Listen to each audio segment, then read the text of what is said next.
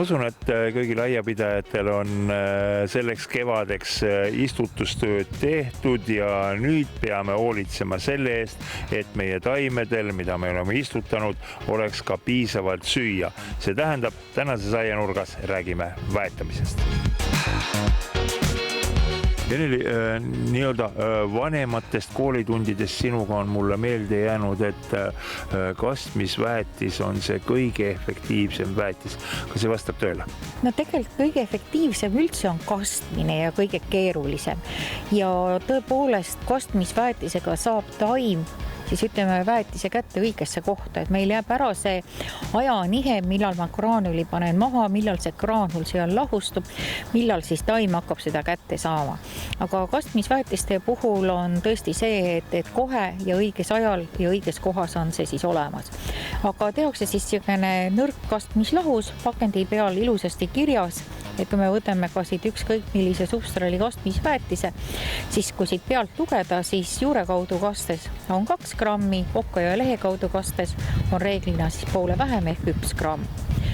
Miks see okka ja lehe kaudu kastmine on oluline just nende taimede puhul, mis me ostame praegu siin aiakeskusest näiteks.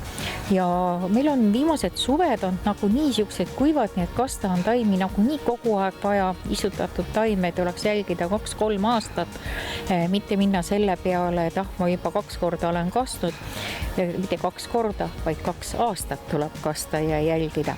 Ja nüüd see okka kaudu või lehe kaudu kastmine ja väetamine annab selle, et jah, nendel taimedel on ju mullapott siin, aga kui palju seal seda juurt sees on.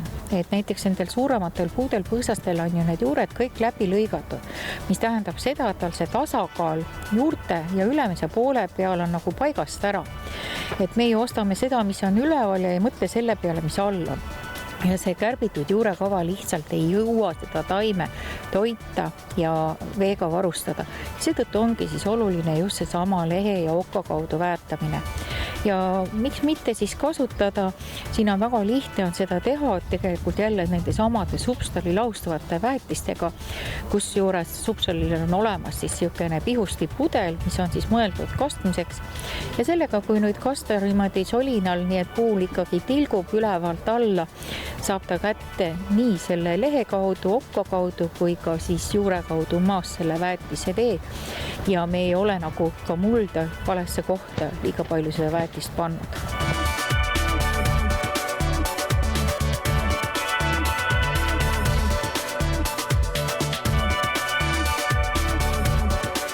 Ja lõpetuseks tahaksin veel kord rõhutada, et kui te ise suve õhtul grillite, siis ärge unustage, et ka taimed tahavad süüa. Nii et grillimise vahepeal andke ka taimedele süüa.